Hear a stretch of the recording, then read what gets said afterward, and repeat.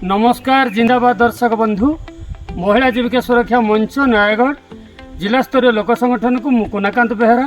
आपण मानक स्वागत जनाऊँ। आज आम नयागढ़ जिला दसपल्ला ब्लॉक पोखरीगछा ग्राम पंचायत करड़ाबणी गाँव को आज आम आसु आसतु आम करड़ाबणी गाँव को जा ये देखो बोर्ड लगी करड़ाबणी।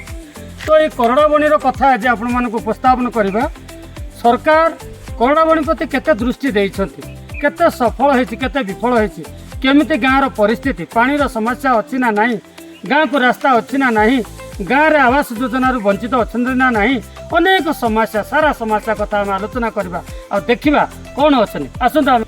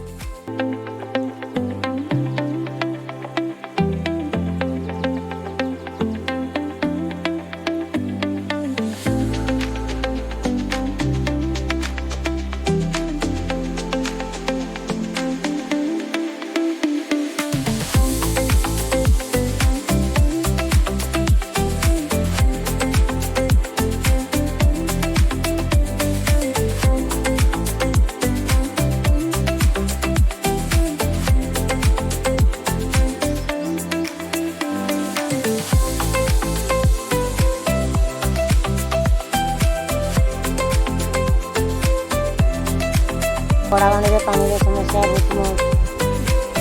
अच्छी अंगनवाड़ी भी जिले सरकार आम गाँव मरामती हो पारानी छात पड़ी कि राष्ट्र फाष्ट्र कि मरामती किसी है आम गाँव पाने पाठ पढ़ाई बहुत असुविधा होती दंड बर्णार बस पाठ पढ़ुं पा भी हेले ना सरकार को आम अनुरोध करमको टी अंगनवाड़ी मरामती करने साहय करूँ पानी समस्या टी दिंतु रास्ता घाट भी आम गाँव ना कादो वर्ष दिन कादो बहुत असुविधा चलुँ जावासा भी आम गाड़ी मटर भी जावाक असुविधा चलिकी जावाक भारी भी कष्ट आ गाड़ी मटर जीव कौन आ पे पाठ पढ़े केमती काकुर मेली आईडे डांडा बात भी सीटे नलकोटा काकुरी बाईड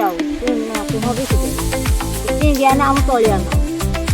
काकुर बिकिना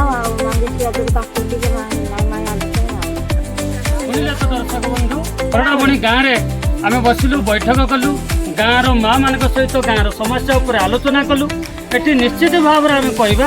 गाँव में पानी व्यवस्था नहीं, जो पानी अच्छे खरा दिन सुखी जाऊँगी से नाल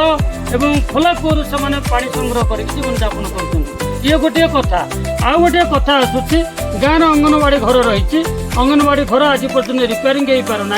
अर्ध निर्मित भाव में अर्ध तैयारी भाव में रही जोटि पिला माने बसवा उठा पाठ पढ़ार बहुत असुविधा रोचे। एथिपाई माँ मानकर अभियोग रोचे जो अंगनवाड़ी गृहटी किभली शीघ्र मरामती करा जाओ। आउ गोटे कथा रोचे गाँ को पक्का रास्ताटे ना कादो रास्तार जावासा करमती चलिए केमती जितेबाला माँटे असुस्थ रहे कि बापाटी असुस्थ रहे मेडिकल जावाई आंबुलांस गाँव में पहुँची पारना यही संकटापन्न जीवन यापन करुला बेले सरकार दृष्टिपात ना। तेणु